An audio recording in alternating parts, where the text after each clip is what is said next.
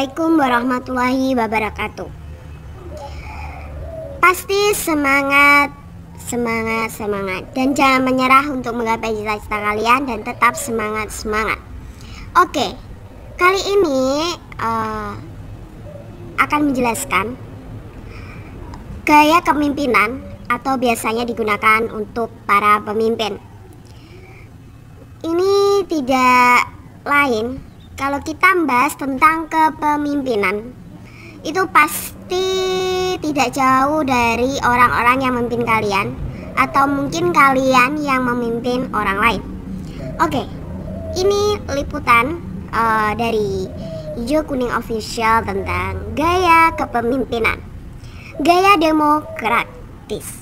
Gaya demokratis ini biasanya memperhatikan atau mencari kolaborasi, ya, anggota tim atau bagian dari proses pengambilan keputusan. Bisa jadi mengambil arus komunikasi naik turun atau juga melintasi bagan organisasi. Jadi demokratis ini biasanya tidak mengambil keputusan sendiri. Pemimpin ini biasanya mengajukan pendapat anggotanya dengan alur komunikasi seperti itu. Untuk gaya demokratis atau demokratis itu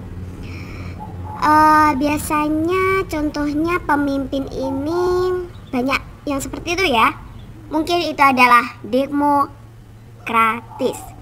Selanjutnya yang kedua yaitu gaya autoraktis.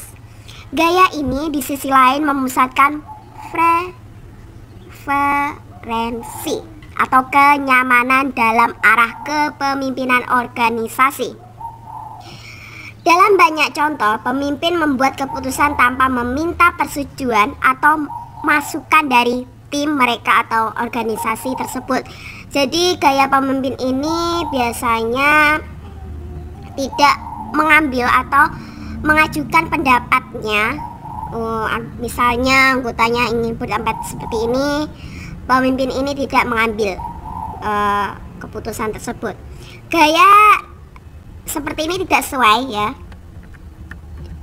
dilakukan dalam situasi setiap saat, tetapi dapat sangat berguna dalam karir tertentu. Jadi untuk gaya kepemimpinan seperti ini itu tidak semua dipakai, hanya tertentu, sepertinya yang tidak jauh yaitu dinas militer atau seperti itu, ya.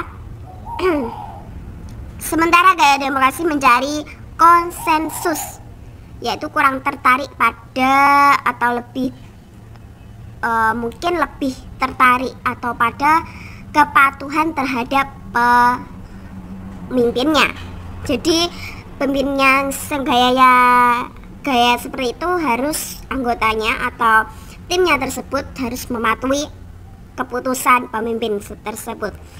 Yang selanjutnya yang ketiga yaitu gaya transformasi.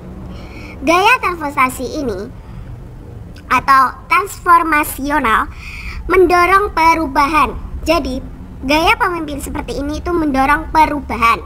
Mereka masuk ke organisasi untuk membalikan keadaan dan mengembalikan keuntungan atau meningkatkan budaya. Jadi gaya seperti ini atau gaya kepemimpinan seperti ini itu cenderung merubah apa yang belum terjadi atau sudah terjadi, itu akan diperbaiki dan meningkatkan. Untuk mungkin yang memiliki gaya seperti ini, visi untuk apa mungkin dibutuhkan pelanggan atau pemangku kepentingan. Mereka adalah agen perubahan yang berfokus pada masa depan. Jadi yang seperti aku jelaskan tadi, mereka itu gaya pemimpinan yang mendorong perubahan, entah itu yang sudah dijalankan atau belum dijalankan. Lalu selanjutnya yang keempat, gaya transasional. Gaya seperti ini melanjutkan agenda langsung. Berarti gaya seperti ini adalah melanjutkan agenda yang sudah berjalan lalu dijalankan kembali. Mereka khawatir tentang menyelesaikan tugas dan melakukan apa mereka katakan telah mereka lakukan. Mereka kurang tertarik untuk mengubah status atau lebih fokus memastikan bahwa orang melakukan tugasnya. Mungkin gaya tersebut itu fokus pada agenda yang sudah berjalan, seperti itu ya. Lalu langsung saja gaya laissez-faire. Gaya seperti ini adalah di mana anggota tim diundang untuk membantu memimpin organisasi. Berarti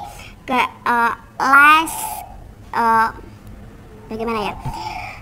Gaya laissez-faire ini memimpin atau mengajak seperti ini.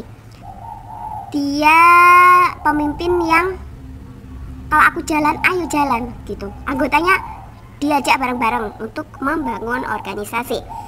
Mungkin itu saja gaya kepemimpinan mana yang Anda sukai atau jalankan. Kadang pemimpin itu berbeda-beda. Ada yang bijaksana ataupun tidak. Mungkin kalau kalian mungkin bijaksana, baik hati, murah hati, dan sebagainya. Mungkin itu aja. Tetap semangat dan jangan menyerah. Oke, mungkin itu aja.